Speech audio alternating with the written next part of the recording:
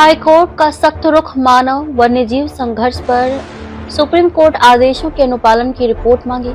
High court के मुख्य न्यायाधीश संजीव सचदेवा व न्यायमूर्ति विनय सराफ की युगल पीठ ने सुप्रीम कोर्ट के आदेश के पालन में बनाई जा रही नीति की स्टेटस रिपोर्ट पेश करने के निर्देश दिए हैं। इसके लिए राज्य शासन को 4 सप्ताह का समय दिया गया है। रिपोर्ट आने के बाद जनहित याचिकाकर्ता के सुझावों पर विचार किया जाएगा। सोमवार को हुई सुनवाई में किसानों द्वारा हाई वोल्टेज तार लगाने से वन्य प्राणियों की मौतें होने का बिंदु भी रेखांकित हुआ। जनहित याचिकाकर्ता रायपुर निवासी नितिन संघवी की ओर से अधिवक्ता अंशुमान सिंह ने पक्ष रखा।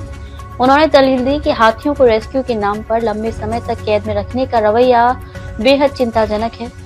मानव वन्यजीव संघर्ष में फसलों और संपत्ति को भारी नुकसान हो रहा है, लेकिन इसकी भरपाई की प्रक्रिया बेहद धीमी है। मुआवजा पटवारी स्तर पर तय होता है और इसे सामान्य प्राकृतिक आपदा जैसा माना जाता है। राहत मिलने में काफी समय लगता है। आंकड़ों के अनुसार किसानों को सिर्फ 17% तक ही मुआवजा मिल पाता है।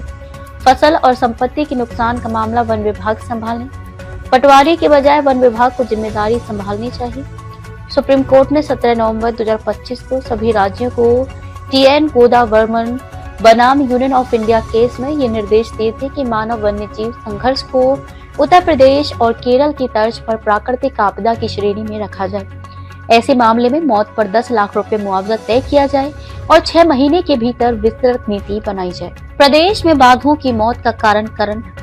विगत सुनवाई में एक्सपर्ट कमेटी ने बताया था कि कान्हा में रखे गए जंगली हाथियों को 15 दिनों में छोड़ दिया जाएगा और उनकी ट्रैकिंग के लिए रेडियो कॉलर ID मंगवाई गई है। आज की सुनवाई में बताया गया कि 2 हाथियों को कॉलर ID लगाकर जंगल में छोड़ दिया गया है। इसी देरी और परेशानियों के कारण किसान खेतों की सुरक्षा के लिए हाई टेंशन करंट वाले तार लगाने लगते हैं।